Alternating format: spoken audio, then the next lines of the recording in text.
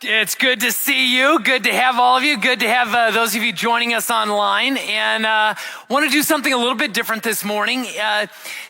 Before we start our next series here, is just have a morning that just kind of brings us back, re-anchors us back to our mission statement. And of course, this past August, if you recall, we relaunched our mission. We put some fresh language to it that just captured better the journey that God has had us on and just made it a little bit more relevant.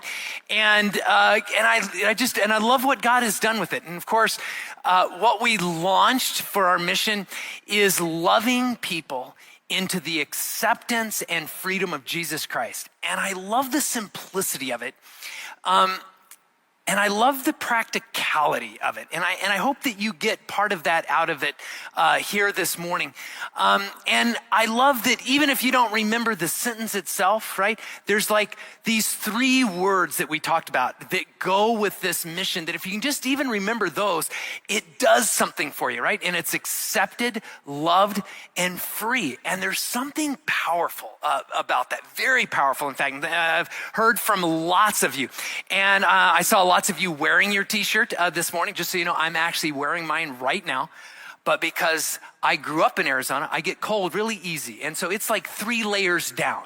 I promise you, I have like a long sleeve thermal under this shirt, so there's this shirt, that shirt. And then I have my missional shirt. I'm not trying to cover it up. I'm just trying to stay warm, okay? That's all that's going on. It's having a greater impact in a very practical way than what I would have ever guessed last August. And it's because of what you all are doing with it and how you're living this out, the environment and community that you're creating with this. And I say this and know this because I'm hearing from you. Emails and stories and letters and cards. I received one letter from someone who I just recently found out is one of our volunteers in our guest services area. But I believe he's a first responder, and he talked about being in this meeting of other first responders. And I think they were first responders from like all over the country maybe or the region. And he sent me this card or this letter because he had this great moment where they were coming together in this meeting and he was just wearing his t-shirt. And he wrote this as he walked into this meeting with some of his teammates there. He says, "As I walked in, one of my teammates' eyes lit up and he uncontrollably yelled out above the hum of the idle talk, 'I love your shirt,' he says." This guy just yelled it out. And he goes on and he literally says, "And this was profound." And he explained why, that because of what this guy had gone through and just struggled through, that there was something so powerful and self-evident about just reading this. And he said, even the director of that particular meeting and the exercise they were going through or whatever actually used it in this moment because he saw what was happening. And he said they got through this whole thing. And so much of this was talked about in this that he said to this guy who I don't think he lives in Arizona, but he told him, he said, "If you're ever in Tucson, you're invited to come to my church." And he said that when he invited him and said, like, "You would be welcome at my church," he said this guy actually started to weep. And it's because that it wasn't just an invitation. It came with this notion, this declarative thing about accepted, loved, and free that got talked out in a way that when that invitation came, it landed with something really powerful. And y'all have been sharing these stories with me, and they are powerful. Something unique has started to occur around here and is continuing in a beautiful way. And when I read some of these letters, there's a couple of things that have hit me. One of them is this. There is just the declarative statement of accepted, loved, and free carries a kind of self-evident goodness. Just stating that has this kind of self-evident goodness to it. It's interesting. I was wearing my t-shirt without 3 other shirts over the top of it one time here actually recently, and I was running some errands, and I went by Trader Joe's, got some stuff, and I'm checking out in the line. And Trader Joe's maybe is one of the last grocery stores that I know of that still has like actual humans, like when you check out. And I'm checking out, and I didn't notice it first, but he got slower and slower as he's going through all my stuff. They just like, he's like, and then he kept looking at me in a strange way. And he'd go back, check, and then he'd look at me again. And then he said this to me. He looked at me and he goes, "For you?" And I didn't understand what he meant at first. And he pointed to my shirt. He goes, "For you." And I realized, and it was just like, you could tell he'd been thinking through this whole time and getting slower and slower, and the lines backing up. And you could tell he's like, so like, is this something that you're declaring about you, or like, what is it? And I said, well, and as I'm trying to answer these questions, I'm like, okay, don't go into pastor mode, right? We don't, because you get into that thing and the conversation goes a whole different direction and everything. So I'm like, well, yeah, for me, but also like for just human beings, people, need this, and it's just this. And he's like, oh. And then he asked me a few other questions. And then, I don't know, he had like a box of cereal or something and just rested on it.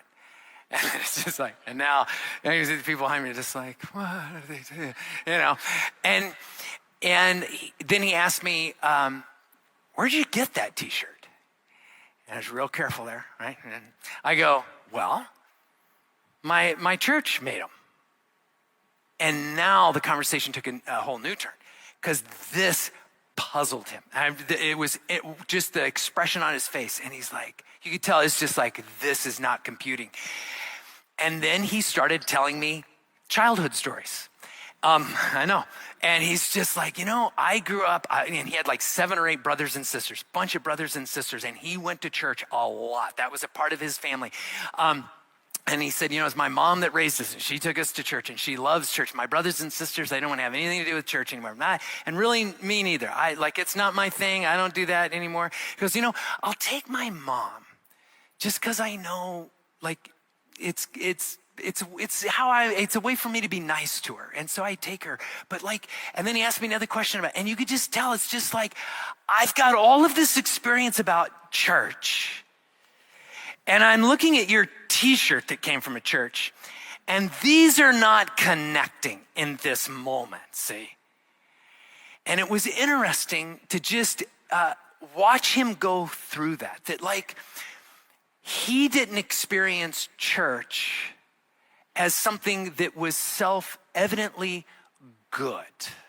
Maybe right. I know he would have said that. Like, oh, yep, they've got good answers, right answers. But goodness, because for a lot of the world, those aren't the same thing. See, for him, the good news, well, he never experienced good news that was for him.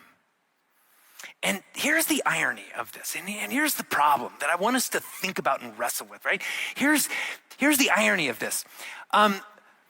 When we talk about the gospel as a church, right, our job, we're purveyors of the gospel. We're proclaimers of the gospel. Part of the role of the church, in fact, one of the most important roles of the church is to bring the gospel into the world. And here's the irony. The word gospel itself is actually, in English, the word gospel is just a transliteration of the Greek word, euangelion, in Greek. And you know what it literally means? If we were to translate that word literally, it just means good news or news that's good. Either way you can take it. It's just news that is good. And that's kind of an irony, isn't it? Because there are so many people in our world, they don't connect that. You look at the New Testament, and there's this striking thing When Jesus comes into this world, right, at his birth, and of course, the gospel message began like millennia before Christ. Jesus becomes the culmination of it, the good news. Jesus, like, he is the result of the good news. He is the good news. This is God come into this world to save, redeem us, to love. I mean, all of these amazing things. And when he comes into this world, right, there's this beautiful moment where there are these, right, the shepherds, and this angel comes and tells them about this and what is happening, to tell them about the good news. And here's how he unpacks this. I love what the shepherd says, and you can read this on your own in Luke, but he says this. It says, the angel tells these shepherds, I bring you good news, right? That's the word gospel. It can be translated into English as gospel or good news. But here's the thing. What I love is, it's like this angel's like, but I don't want you to miss the effect that this should have on people, right? Just like, this is not just a tagline. This is not a title, good news. This is news that's good. And so the angel says, I bring you good news of great joy. Yeah, this is not like good news that's like cough syrup, right? Good news. Hey, you've got a cough and you're going to hate the way this tastes, but it's good for you, right? This is not what this is like. This is good news that brings joy. It makes you happy. It puts a smile on your face. You feel good about it. And this angel, what I love here is, and it's not just, I want to make sure you know this is good news. I want you to know how it affects people, like what it should feel like and who this is for. And he goes on and he says, that will be for all people. And here it is, the gospel. The gospel is good news that feels like good news for anyone who wants it. And there's like this self-evident goodness to it. But that's not what the guy at Trader Joe's experienced. Like that, it landed in it. It's like bad news repackaged as good news or something, right? And some of you have experienced this. Maybe you've experienced it personally. Maybe you grew up someplace and, every time the gospel was talked about, it was just filled with a lot of doctrine and technical terms and theology and obligations and just like, okay, you got to memorize this and you better believe this in this way. For some of you, right, the gospel came, it was a little strong-armed, right? It came with a lot of shame, or it came with a lot of guilt. It came because this is what will motivate you to do the thing you ought to do, right? And so it's like, well, you need to know just how bad you are, right? Sometimes you've felt that from the gospel. It comes with like all this fear. Like, theologically, do you understand that before you were even born, you were condemned? Like you were a filthy, dirty, rotten scoundrel of a sinner. And Jesus saved you. Is it feeling better now that you know how bad you were, kind of a thing? And it's just like, okay, I better do this. And, that's a little bit like good news, like when you go grocery shopping and you go down the meat aisle and there's like some hamburger and it's like right on the edge of being expired. You know what I'm talking about? Like it's kind of a different color than the rest of the hamburger. But good news, it has a sticker on it. It's discounted. Yeah, right? And it's kind of like, and you've experienced that. And it's like that guy at Trader Joe's, he believed in God. And I think probably a Christian, but I've done the church thing. It doesn't bring me joy. It just feels like something that's necessary, not something that's earth-shattering and wonderful and glorious to me. And friends, I just think this is a problem.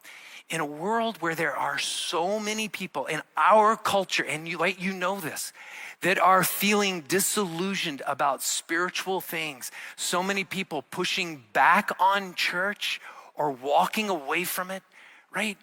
When the good news has lost that sense that it's good, that's a problem in this. And that's why our mission is so important, because at the core of our mission is the belief and the idea The good news of Jesus is good news of great joy for anyone who wants it, right? And that makes it easy. And if somehow the way we are landing good news is it feels like bad news repackaged as good news, then we need to rethink this, not push harder on what we're doing. And this morning, what I want to do, I want to walk through just a few things because there's this beautiful thing that we see in Jesus. The way Jesus advanced the gospel in his ministry, it landed as really good news to the people who were there and experienced it. And in a particular way, we didn't just pull this idea of accepted love and free out of a hat. Jesus models it for us. And I want you to see this. And so I'm going to walk through these. I'm going to spend a little bit more time with the first one. And the first one, there's this moment where Jesus goes to a little bitty village called Nain. And as he goes there, he probably had taught or read scripture in a synagogue that day. And then the tradition would be that if there was like an itinerant rabbi, which is what Jesus was, he was a rabbi that traveled a lot and would teach all over the place. And when rabbis would do this in a synagogue that had traveled and taught there, the tradition was they would go back to to the home of the synagogue leader. And they would have a meal there. And around this meal, they would carry on the spiritual discussion. And that's what we're going to see in this story. And everyone was invited to come and they could listen to this. And they would oftentimes sit around a table, and their tables were real low because they would sit on the ground and they would share this meal. And that's what happens in this moment. Only in this story, something in particular happens. Because one, Simon is the owner of the house, probably the synagogue leader. He's got some struggles with Jesus and Jesus's theology. But this all turns when there's this particular person, a woman shows up who probably didn't normally show up to meetings like this. But there was something about Jesus that drew her to that place. And we pick up this story. It's found in Luke chapter 7. If you have your Bibles and want to follow along, I invite you to do that. Luke chapter 7, verse 38. So I want you to picture that table, and Jesus would sit down on the floor, and probably Simon right across from him on the other side, and there would be some other religious leaders from the synagogue there, maybe a few of the disciples, and there they are. And then in verse 38, we see when this woman shows up, and it says this, as she stood behind him. So she kind of makes her way in, and we know that she comes and she stands right behind Jesus. So picture Jesus sitting right there, and then this woman stands behind him. As she stood behind him at his feet, weeping, right? Picture this moment. There's something going on with this woman, and all of a sudden she begins weeping. She began to wet his feet with her tears. And this is Jesus's feet. Then she wiped them with her hair, kissed them, and poured perfume on them. This is becoming a spectacle, right? You got to picture what's happening in this moment. Picture Simon, right? He's a proper kind of guy. This is not what he wanted to have happen in his house. And this is all beginning to unfold. And what I want you to see is there is this contrast between these two spiritual leaders, between Simon and Jesus. And they've both got news. They've both got things that they want to share. And I want you to see the difference between these two. And we start with Simon. Look at verse 39. He said to himself, right? This woman walks in, and he doesn't speak to her because he's not going to give her the time of day. Because this woman, she walks in, and she walks in with a label. We know from the passage, it says she was a sinner, probably a prostitute. And she walks in, and Simon says to himself, because she's the other in this. And then he goes on and begins to speak about Jesus. If this man were a prophet, he would know who is touching him and what kind of woman she is. Man, do you hear the condemnation and what kind of woman she is? What kind of rabbi would ever let a sinner, this person, anywhere close to him in this way. You get the picture? See what's happening? But then the story turns. And I want you've got to picture this. And this is why I asked him to bring this table out. So at this table, as they would come and sit down at it, right? The way they did this is because they didn't want their feet next to the food. They would always tuck their feet behind them like this. And usually they had a pillow and they would lean up against this pillow and they would recline at the table like this with their feet behind them. That's why anytime in the New Testament where it talks about and they reclined at a table, this is probably the posture they're taking because they're going to eat in this moment and they keep their feet behind them. So earlier, right, when it said the woman was, so here's Jesus and the woman's behind him and as she's crying, this is why her tears can land on his feet because he would have had his feet tucked behind him like this, right? So you got to picture this. And here's Simon and here's Jesus and they're having this conversation. As they're having this conversation about spiritual things and the Torah, this woman she just begins weeping. And then she had to go down to her hands and knees because it says that she started cleaning his feet with her hair. Imagine this, right? Now watch and contrast what Jesus does because this is stunning to me, right? So here's what happened, right? They're talking, they're having their conversation, and now drop down to verse 44. Look at this. Speaking of Jesus, then he turned toward the woman and said to Simon, don't miss this. He turns towards the woman, which means he had to turn all the way around. And he's speaking to Simon. And he's just put his back to Simon. And now he's looking, and he's down for, he's now looking at this woman, eye to eye.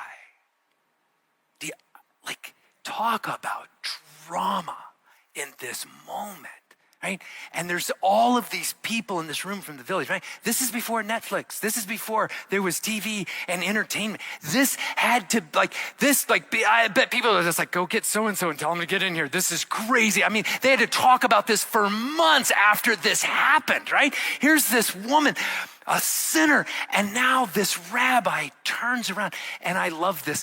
As he's looking at this woman, he's speaking to Simon. Look at what he says to Simon. I love this. Second half of verse 44.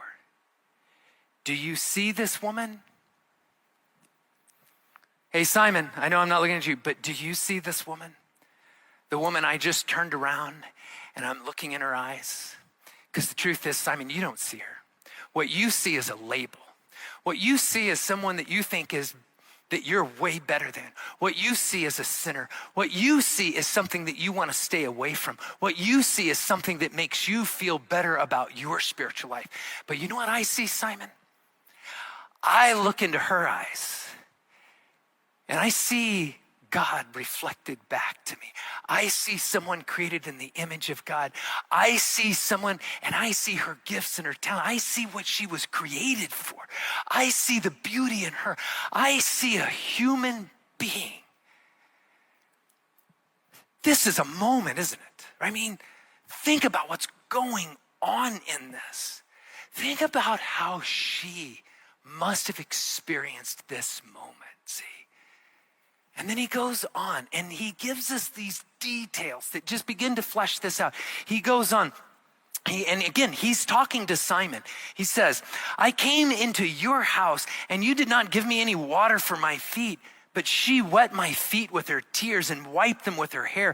You did not give me a kiss, but this woman from the time I entered has not stopped kissing my feet. You did not put oil on my head, but she has poured perfume on my feet. Simon, Simon, Simon, as he's looking at this woman and saying these things. And it's just like with every statement that he acknowledges of what she has done, it's like he's saying, I noticed what you did. I see you. I notice you. I see the goodness and the beauty in you in this moment. And it's just like dignity is just flooding into her soul in this moment, right? If you want to understand how the gospel lands with a sense of acceptance, just read this story. And then if you think, we've peaked the drama of this story. We have not, because what Jesus says next in this moment is just flabbergasting. It's just like, who says this? No one should say this. Is this really true? But Jesus said it. And so we're like, okay, we got to deal with it because Jesus says this.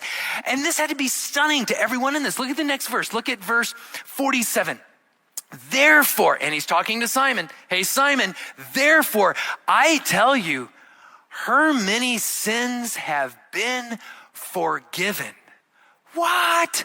Oh, wait a minute. Theologically, do you understand? Like, there's got to be a prayer involved in this thing, and there's got to be an acknowledgement of your sin, and there's some other steps here, and we don't even have a track out right now. And it's just like, you don't get to just declare someone doesn't have sin or that it's forgiven. This is all she's been doing is like, washing your feet. It's like, Jesus is like, no, Simon, I love her. I forgive her sins. Someday I'm going to die on a cross. And if it was only for her, I'd do it for her. She means that much to me. Think of what that room is thinking in that moment. And then I love what he does next. Then he says to Simon,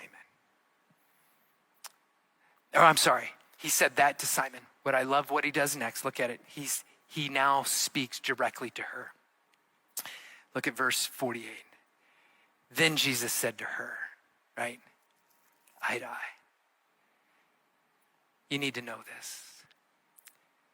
Your sins are forgiven. Right? And you know what doesn't happen in the story? Jesus doesn't then go, okay, so now let me explain why this is good. See, there's this theology about what sin does, and I just forgave you of your sins, and no, Jesus doesn't have to say, so it's time to be happy, right? Jesus doesn't say, this is time to feel great joy. No, you know why? Because if you're this woman, it's self-evident. This is good news. Guess what? That feels really good because this is accepted. It's just what it is. This is the nature of the gospel. The nature of the gospel is that there is a God who loves you so much. He came into this world.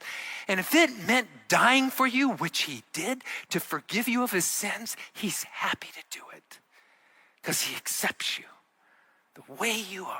See, this is good news that feels good, friends. So when we talk about, let's be a church that models Jesus, well, then it means being a church that says acceptance means you have a place with us. Wherever you are in your spirit, you don't even have to believe what we believe. If you want to come and you want to listen, you want to be a part of it, there's a place for you in this. And I love this. This is a gospel that is not like bad news repackaged as good news. That woman experienced the gospel as the best news she had ever heard in her life. And the same is true when it comes to loved and freed. And I'm not going to spend a lot of time on these two, but I want you to see, even just briefly here from Scripture, how when people encountered Jesus, when he was living out the gospel and pulling people towards him, they experienced love and they experienced freedom. The Apostle John, who wrote the Gospel of John, he wrote many, many parts of the New Testament. He did this odd thing. Every once in a while, and many of the writers of the New Testament would refer to themselves in the third person at times. And John does that. Like you're telling a story and you're in the story, and so you just refer to yourself in the third person. Only John oftentimes will refer to himself in the third person as, and I love this, as the one that Jesus loved, right? Just that guy there, he's the one that Jesus loved. An example of this is out of John 13, his gospel. he says this, and one of them, and he's speaking of himself in the third person, and one of them, the disciple whom Jesus loved, was reclining next to him, right? Just like, they were sitting at a table just like this, and he could have just said, and the one reclining next to Jesus, and on with the story. Instead he says, the one reclining next to Jesus, the one that Jesus loved. And he does this 5 times in his gospel. And, I've kidded John about this at different times. He's just like kind of arrogant, like, is he saying this like, I'm loved more than all the other apostles? I'm loved more than all of you. I mean, Jesus loves you, but I'm the one he really loves, right? I don't think that's what John was doing at all. Remember, John writes his gospel decades after Christ has died, risen from the dead, and ascended into heaven. John has had decades to live in a relationship with Christ spiritually inside of him, right? He got to be with Jesus in his ministry, and now as an apostle and a leader in the church, he has been living with Christ. I think what John is doing is simply reflecting how he has experienced Christ in his life, shaping his identity. I think John is just going, you know how I see myself now? The more I have related with Jesus all these years, I'm a loved one. I'm the one loved by Jesus. And I think he's doing more than just reflecting on himself there. I think he's being a leader that is modeling something for you and me. I think he is modeling something for you and me about how God's love can actually come to shape our very identity. I think what John would want is for us to put our faith in Christ, knowing that as we do and we live that out, you know what we will experience? I'm the loved one. I'm the loved one. Because that's just how you experience it, right? That John's kind of saying it's a normal thing. But that's hard sometimes. Let me give you an exercise. Here's an exercise. Here's what I want you to do. I want you to turn to someone next to you, right? Even better if it's a stranger, okay? And here's what I want you to say to them, right? Maybe you do it on people on both sides of it. And I'm going to do it. I want you to say to that person next to you, I'm the loved one of God. Say it now. Go to the person, tell them, I'm the loved one of God. Okay. Feel a little awkward? Yeah, it does. It's just like, well, see, we can all do a little work, can't we? Right? We're not where John is. But that's why this mission is so important. It's why this mission is critical. Because the more we understand the gospel, the more we understand the heart of Jesus, the more it moves us to that experience. And the more that becomes our identity, you know what? No one comes to the place of experiencing their identity as the loved one of God and goes, well, someone explain to me why this is good. No, because it's self-evident in this.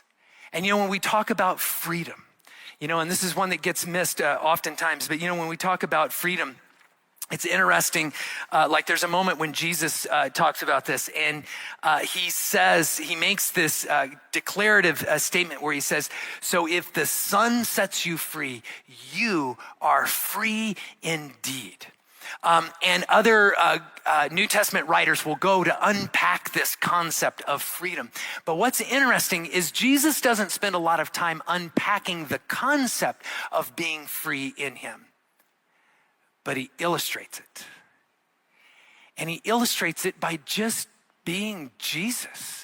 And we see it in the reaction of people. Time and time again, there is this strange reaction that you see with people as they encounter Jesus that would have been far different if they would have had a similar interaction with another religious leader or another rabbi or another religious leader of a different religion altogether, right? You have a moment where Jesus heals someone or he tells them something and they come to this and they're like, yes, I believe this, I'll follow you. And you know what Jesus doesn't do in that moment? Okay, I've got the pamphlet here. Let me walk you through all the rigors of what this means. Now that you're going to follow me, let me overlay all the things that you and I'm going to ratchet this down. And here's the rules. Here's all the things you have to do, right? That would have been normal.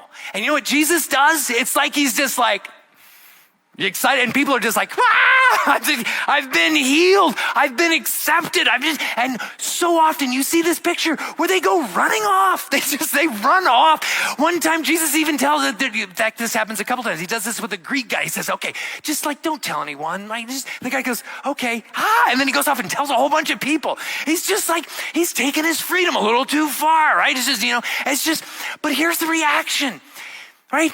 They just feel this kind of freedom. And I think part of this goes that what Jesus understood was what he is doing in their lives is setting them free. And what Jesus saw were people that were in bondage to something. They were in bondage to religion, even if they weren't a part of religion, even if they were the atheists, you're still in bondage to something that has its claws in you. Like, what does it mean to be a good enough person? What does it mean to live the good life? What does it mean to please God? All of these things. And for Jesus, it's like, you need to experience all of that coming off so that you can just know me, what I have for you, who I created you to be.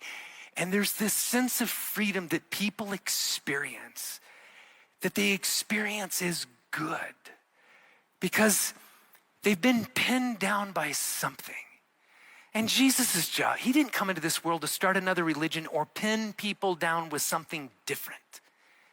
He said, I came to set you free. And if I set you free, you are free indeed. And again, friends, this is why this mission is so important. Because too often, the gospel gets framed out, talked about, presented, and put on people as something that pins them down or makes them feel guilty or makes them feel like they should know more than they know. Instead of just being, hey, that's really good. I like that. I want more of that. And so as we think about this, I want to close out with this. I want to make a challenge to all of us here because this is important. And first, I want to say something to all of you that are maybe here this morning, and you're like, I'm not a believer yet, right? I'm checking this out. I'm skeptical, or like, we'll see. And also, I want to say something here to all of you that maybe you're like the guy at Trader Joe's, and it's like, I know the gospel, but it's always landed as something not for me or not good. Or maybe you've become disillusioned. Maybe something happened at the church you were a part of and it left you with all this residue. And it just like sucked the beauty and the life of what you once had out of your relationship with God. Here's what I want to, here's my application out of this morning for you. Just take this in. Just come back next Sunday and just let what this community is doing just wash over you and see what it does. Let it prove itself to you.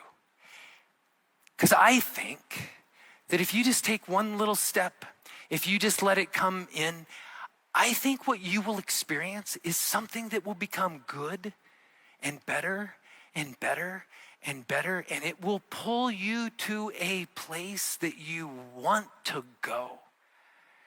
That's what we want for you. Just take it in. Let God walk you into a journey toward him in this. Now, I want to say this to all of you who are saying, I'm in. I love this vision.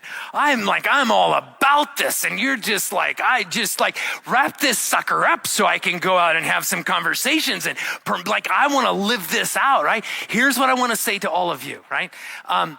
Jump in. Jump in with both feet. Take a big jump. Take a jump and a leap and a hop, skip and a jump if you want. What I want to say is don't hold back. And the reason I say that is because I believe something is happening here with this church that right now at this point in history, in this larger community that we live in, that you as a church are a very unique expression of that I don't see a lot of out there. And it is an expression of the good news that is good, that lands in a good way. And we need more of it. And so I'm going to ask you, here's what I want to ask you to do by jumping. I'm going to drill it down in a more practical way. And I want to say this in a really plain and practical way. Jump in with your time, your dollars, and your influence. Let me say that again. Jump in with your time, your dollars, and your influence. And I say, and if you're here and you're like a little skeptical or whatever, not for you. You just take this in. But if you believe in this, if you look at this and you think, man, what Jesus did there, I want to say, let's do the same thing, only in whatever modern relative way or relevant way that can be done, like, then jump in with your time, right? The thing that makes all of this work is because people like you are volunteering. You're running a small group. You're teaching somewhere. We have people volunteering, like with our kids and our student ministry, with the welcome ministry, like people that got here really, really early. All of that makes this happen. We need that. Let's be a community. And giving of your time to this, something that is so good, that feels good, like don't hold back from that. Jump in with your dollars. And here's why I say this, is because to do this, to be the church, like it has to be resourced. I think about the trip we just took to Mexico. We took our youth down there, and just getting to be down there and watching our students and watching our volunteers, like there is something so beautiful about what happened. Watching high schoolers give up a school vacation to work really hard, right? Work that they don't want to do in their own backyard. They will go and sacrifice for people that they never knew. That is beautiful. And this year, right? Last year, we were a part of building 4 homes. This year, we were a part of building 5 homes. And you know why? Because you all resourced it. You resourced it. And if you believe in this, if you're someone who said, I am in on this, I wouldn't want to do church any other way, then invest your dollars where you have invested your life. Leverage that. And lastly, your influence. And I say this because you have influence that I don't have. You have influence that some of you over here don't have. We all have these pockets of influence. Right? Someone can watch me get passionate and teach on something or do whatever, and they're like, yeah, he's like paid to, he's like a professional guy to do that. That's what he's supposed to do, right? But you tell them, they experience a little bit of acceptance from you. And it's different because you have influence with them. Speak to them about it. Wherever you have influence, use it, right? I want to ask you the question, all of us have our moments where we're the ones sitting at a table. Who is the person behind you?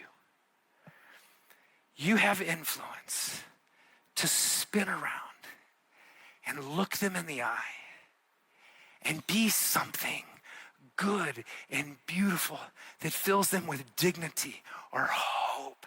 And when you do that, I promise you, you're just moving them closer and closer to the person of Jesus Christ. That's what you're doing. And when we jump in with all that we have in this, something gorgeous happens. And I gotta say, Ryan asked me before the service, he's like, how long have you been on staff here? And I was thinking, I don't know, like 20 years maybe or something like that. And he's like, and then we got to talking about it. I'm like, oh, no, I came in 95. And he's like, oh, so you've been here like almost 28 years. I'm like, oh man, I'm getting old. In all those years, probably 34 years of doing ministry, I've never experienced what I'm experiencing right now with a community that is manifesting a kind of acceptance and love and freedom that is so palatable, that it is drawing people in ways that I've never seen before in 34 years of ministry. And all I want to do is say, let's keep it going, jump in with both feet, because it is so nice to not try and be in the business of repackaging something that you think, oh, they're going to think this is bad news, so I got to figure out how to package this as good news. This is easy, right? Be what Christ has been for you, and Christ will use you to draw them to him. That is our mission. I'm going to ask the worship team to come and close us out here this morning with a song that just reminds us of what we have experienced and what we hold in Jesus. And as you sing these words, as you think about this, let it be the thing that connects you back to the moment where maybe you were the one that was standing behind someone, and as they spun around, they gave you a picture of Jesus that made you weep at the love that he had for you.